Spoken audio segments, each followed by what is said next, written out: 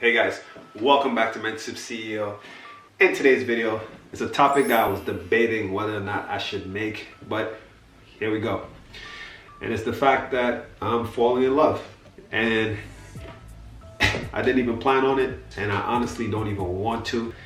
And yeah, so stay tuned for the rest of the video to hear the story. Let's go. Hey guys, so I know you saw the video. It's a little bit dramatic, but it's not that deep because I love just talking about watches predominantly on this channel. You guys must have thought like, oh, this guy met somebody and he's fallen in love and he's going crazy or whatever the case may be, but that's not the case. This is a topic where I'm gonna be telling you in depth my thought process on purchasing the IWC watch that you guys saw a video on, and that's on my wrist right now. I'll actually put it up on the screen again for you guys to see a closer look. Now, when I buy a watch, a lot of times I buy the watch and not with the mindset of keeping it long term, not with the mindset of connecting with it and having a bond with it. But lately, like for the past couple of days, I haven't been wearing this watch. I just had it right down the side on the bedside and just looking at it. And occasionally I pick it up, I just put it on my wrist, not put it on, just put it on my wrist, and I'm like, man, and it's still on the strap that I hate. And I'm just looking at the case of the watch and I'm like, this is a perfect watch. Like perfect dimensions. The design is is elegant. It's 18 karat solid gold. The dial is just so simple and crisp.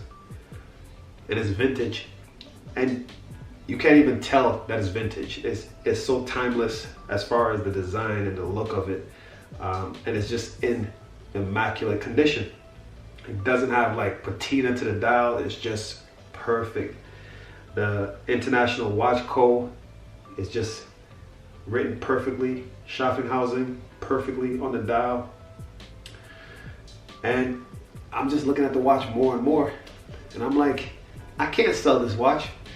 You know, sometimes when I buy a watch, I don't want to connect because I know at some point I may let it go, because like I mentioned in previous videos, when I buy a watch, I try to get the watch at a deal so that if I decide to sell it, more than likely I'm gonna get a little profit. Whether it's 200 more, 3, 4, 5, that's great with me. So the point is that I'm more and more I'm looking at this watch and I'm like, this might be the perfect watch. And it's strange because it's an IWC. If you check my track record on the watches that I've collected, they were mostly Rolex. Sure, I've ventured out and had a 14 karat gold Omega Constellation, beautiful watch, which I regret selling as well. My first manually wound watch, which is not this one, this is my second. The first one was a Whitner, small watch, 33 millimeter case, but it was beautiful. And that kind of got me more into the deep vintage realm, because it was like a 1940s Whitner. And this watch is manually wound, and it's nice to be able to look at the watch after not touching it for a few days and just seeing that there's no life to it, and that for it to have life, it requires me to crank it up. You know, automatic, you know, just pick it up, you shake it and start moving and it goes. But this, you need to bond with it, wind it, make sure you don't overwound it, because with this watch you gotta be, you know, a little bit more delicate and gentle. It's not like a Rolex where you could just overwind it and it'll just keep going. And yeah, so I don't think you guys really know the story of me purchasing this watch. It was so spontaneous. You know, for years now, I've looked at IWC watches, from the modern to the vintage, and I've always told myself, man, I want to get an IWC watch, gold, precious metal, solid gold. I never liked gold filled or gold plated.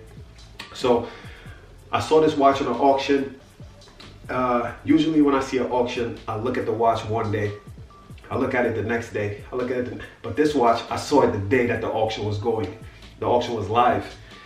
And it wasn't enough time to like really read much the description, to call and find out if the watch was running, if something was wrong with it. I just went straight off of just looking at the watch, saw that the max bid was there, and I just submitted my bid just blindly almost. And yeah, I just took a leap of faith and just took that risk and ended up with this. And I wasn't expecting to really like the watch or love the watch as much as I do now. But yeah, more and more it's growing on me. And like I said, if you guys saw my previous videos, this is just the beginning, honestly, because it's not how I would want it. As far as with the strap, there's so many straps that would turn this watch up to another level. You guys can't even imagine. Some of you guys do because you know about watches and watch collecting. And yeah, I'm just trying to see what's the next step with the strap to put on it and how I'll be enjoying it. So guys, sorry for the dramatic. Hopefully you guys enjoyed this video. Guys, again, hit that thumbs up, hit that like, hit the subscribe button, turn your notification on so you can know whenever I post a video.